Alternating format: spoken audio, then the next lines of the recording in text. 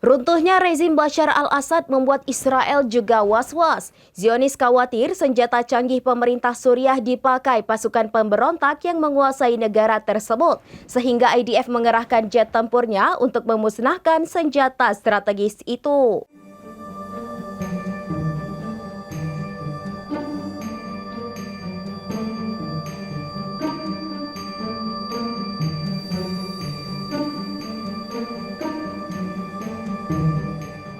Serangan udara Israel pada Minggu 8 Desember 2024 menargetkan depot rudal, pertahanan udara, dan lokasi produksi senjata. Israel juga menyerang tempat senjata kimia.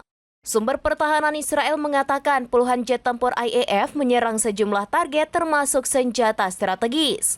Penghancuran senjata ini menyusul jatuhnya rezim Assad secara dramatis akibat serangan kilat kelompok pemberontak. Sementara dalam video yang beredar memperlihatkan serangan udara Israel di pangkalan udara Mezeh dekat Damaskus, Suriah. Termasuk pangkalan udara Kalkala di utara kota Sueida, tempat pasukan tentara Suriah mundur. Assad memboyong keluarganya ke Rusia setelah mendapat suaka politik.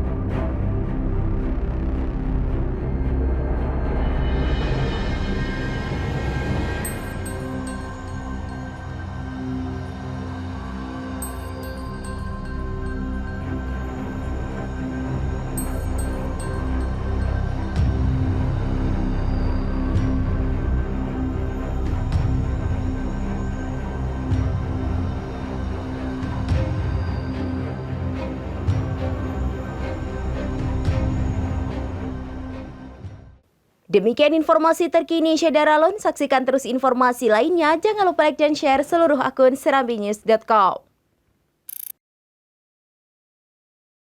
Download Tribun X sekarang. Menghadirkan lokal menjadi Indonesia.